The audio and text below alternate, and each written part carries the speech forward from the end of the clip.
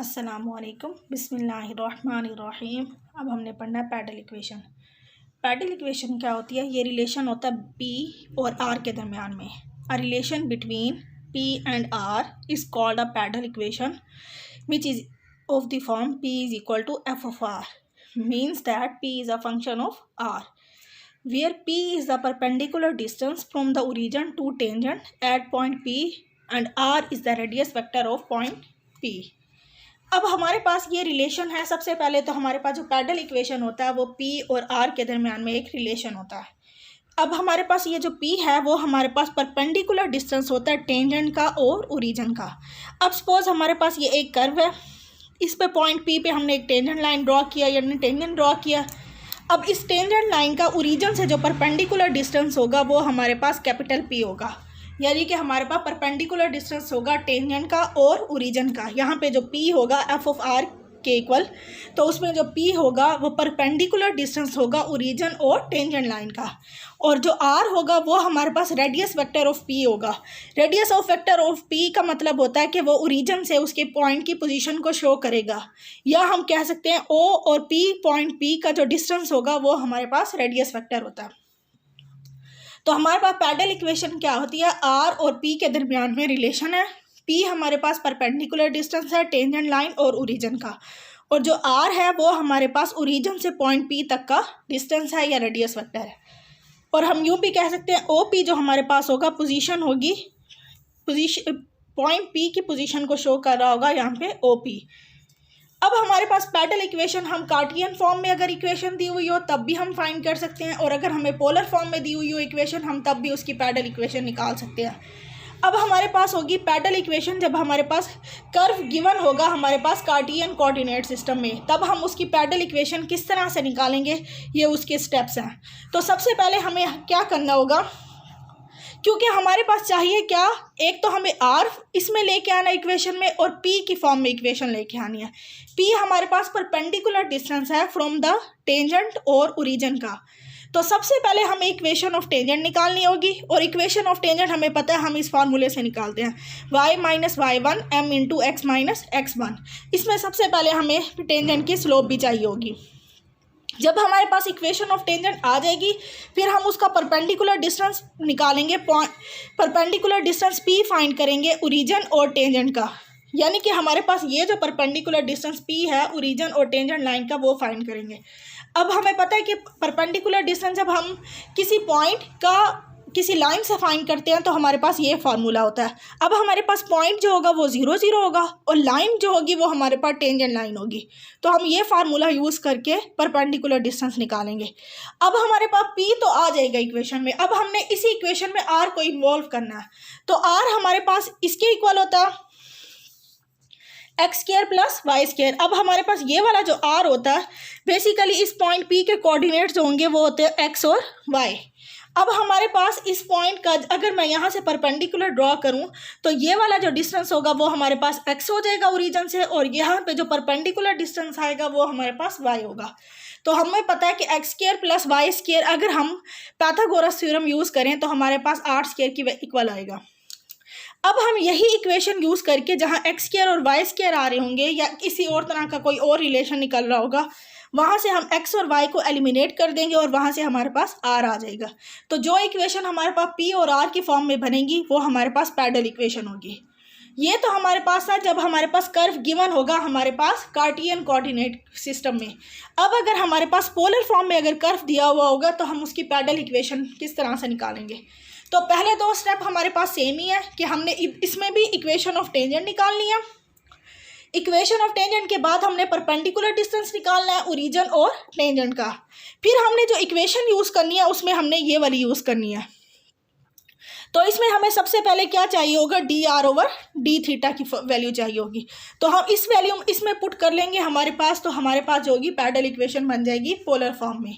तो अब हम एक क्वेश्चन करते हैं ताकि हमें समझ आ जाए। सबसे पहले हम पैडल इक्वेशन फाइंड करते हैं पैराबोला। हमारे पास एक पैराबोला है, एग्जाम्पल है हमारे पास, find the pedal equation of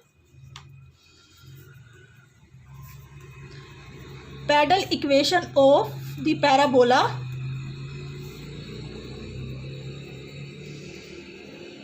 Y square is equal to 4ax plus a। अब हमारे पास ये पैराबोला की इक्वेशन गिवन है, हमने इसकी पैराबोला की इक्वेशन निकालनी है। तो पैडल इक्वेशन का जो हमारे पास स्टेप 1 है, स्टेप 1 हमारे पास है, सबसे पहले हमने निकालनी है equation of tangent. Equation of tangent line, वो हमने फार्मूला यूज करना है y minus y1 m into x minus x1। अब हमें इसकी स्लोप चाहिए, तो स्लोप निकालने के लिए हमें पता है कि जो डेरिवेटिव होता है वो हमें स्लोप ऑफ टेंजेंट लाइन देता है। तो हम क्या करेंगे, इस इक्वेशन, अगर ये हमारे पास सपोज इक्वेशन 1 है और ये इक्वेशन 2 है, तो हम डिफरेंशिएट कर देंगे, differentiating 1 with respect to x। तो यहाँ इसका डेरिवेटिव आ जाएगा 2y dy by D X, 4a, x का डेरिवेटिव 1 हो जाएगा और a का हमारे पास 0 हो जाएगा। तो हमारे पास ये आ जाएगा। यहाँ से अगर मैं वैल्यू निकालूँ dy बाई डी एक्स की, तो हमारे पास आ जाएगा 4a ओवर 2y, तो 2a ओवर y हो जाएगा। अब हमें पता है स्लोप हमने फाइंड करनी है, तो वो dy बाई डी एक्स के इक्वल होती है एट पॉइंट p। अब पॉइंट p मैं ले रही हूँ x1 y1 सपोज, तो हमारे पास ये आ जाएगी 2a ओवर y1। अब हम इसको इक्वेशन 2 में पुट कर देते हैं, पुट इन इक्वेशन 2, तो ये आ जाएगा y माइनस y1, m हमारे पास है 2a over y1 x minus x1। तो ये इक्वेशन बनेगी y1 इंटू y1 का square 2a x minus x1, y1 का स्क्वायर 2ax माइनस 2a(x1)। अब ये इक्वेशन अगर मैं रीअरेंज करूं तो x वाली टर्म यहाँ पे राइट साइड पे पॉजिटिव है, तो हम सारी टर्म्स वहीं ले जाएंगे। तो ये इक्वेशन बन जाएगी 2ax minus y1 into y plus y1 का square minus 2ax1 is equal to 0। अब यहाँ तक हमने इक्वेशन ऑफ टेंजेंट लाइन निकाल लिया है, ये हमने इसका स्टेप 1 किया है।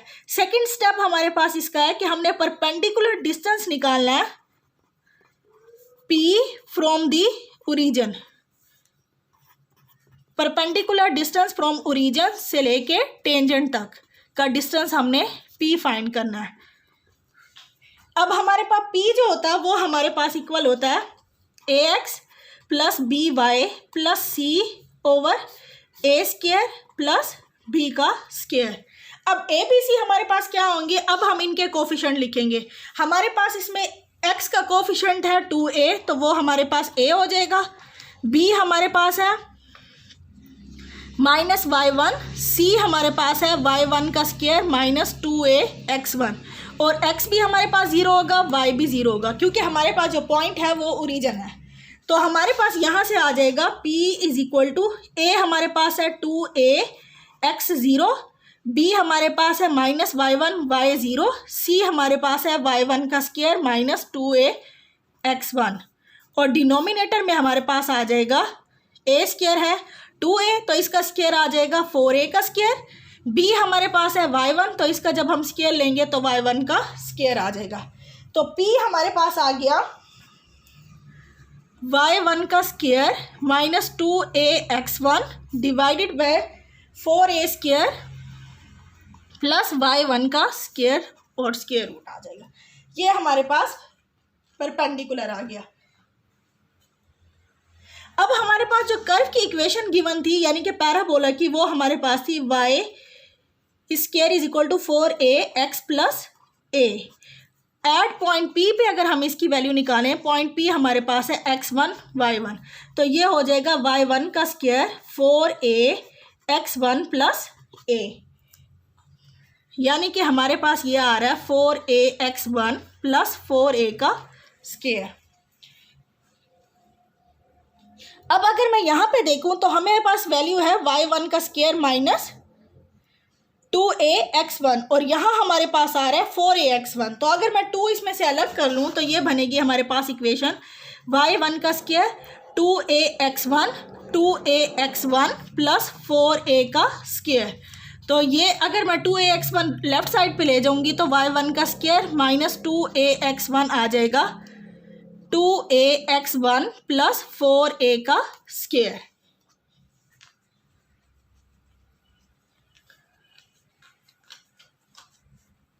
ये आ जाएगा हमारे पास।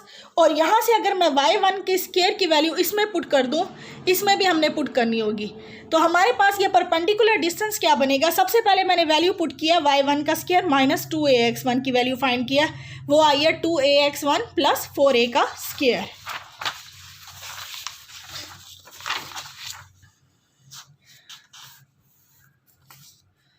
तो हमारे पास परपेंडिकुलर डिस्टेंस क्या बन जाएगा, इसकी वैल्यू मैंने ये निकाली है 2ax1 प्लस 4a का स्क्वायर, और डिनोमिनेटर में हमारे पास है 4a का स्क्वायर, और y1 का स्क्वायर हमारे पास किसके इक्वल है 4ax1 प्लस 4a का स्क्वायर। ये आ जाएगी। अगर मैं इसका स्क्वायर ले लूँ तो हमारे पास आ जाएगा 2ax1 का स्क्वायर 4a स्क्वायर का होल का स्क्वायर, और डिनोमिनेटर में स्क्वायर रूट ख़त्म हो जाएगा तो 8a का स्क्वायर प्लस 4ax1 आ जाएगा। पी स्क्वायर की वैल्यू हमारे पास ये आ जाएगी। और अगर मैं यहाँ से कॉमन ले लूँ, हमारे पास इसमें हमारे पास कॉमन आ रहा है 4a कॉमन आ रहा है, और अगर यहाँ से भी मैं 4a कॉमन ले लूँ तो हमारे पास आ जाएगा 4a का स्क्वायर। तो अगर मैं 2a का स्क्वायर कॉमन ले लूँ तो हमारे पास बाकी रह जाएगा, इसमें से 2a कॉमन लिया तो बाकी हमारे पास रह जाएगा x1, और यहाँ से हमारे पास 2a जब कॉमन लेंगे तो हमारे पास 2a ही रह जाएगा। तो यहाँ से हमने 2a, हमने इसका स्क्वायर ही कॉमन लिया, यानी कि अंदर से जो मैंने कॉमन लिया था वो 2a कॉमन लिया था। 2a कॉमन लेंगे तो बाकी यहाँ x1 रह जाएगा, और यहाँ से 2a कॉमन लेंगे तो हमारे पास 2a रह जाएगा। और डिनोमिनेटर में अगर 4a कॉमन ले लें तो हमारे पास रह जाएगा 4 2 8a प्लस x1। अब एक वैल्यू इससे कैंसिल हो जाएगी और बाकी हमारे पास रह जाएगा ये 4 से कैंसिल हो जाएगा, a स्क्वायर से a कैंसिल हो जाएगा, बाकी रह जाएगा a x1 प्लस 2a, ये रह जाएगा। यानी हमारे पास जो p स्क्वायर की वैल्यू आ रही है a into x1 plus 2a के इक्वल आ रही है। इसको हम हमारे पास p स्क्वायर की वैल्यू आ गई है a into x1 plus 2a आ गई है। तो अब हमने यहाँ पे इसमें r को इन्वॉल्व करना है। हमारे पास r की वैल्यू होती है x square plus y square, तो यहाँ पॉइंट है x1 का स्क्वायर y1 का स्क्वायर, क्योंकि पॉइंट p जो हमारे पास था वो x1 और y1 था।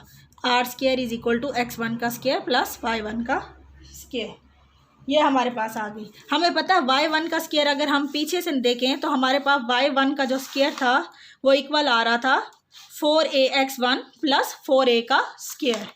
तो यहाँ से हम इसकी वैल्यू पुट कर देते हैं, r स्क्वायर आ जाएगा x1 का स्क्वायर, तो ये आ जाएगा हमारे पास 4a स्क्वायर प्लस 4ax1।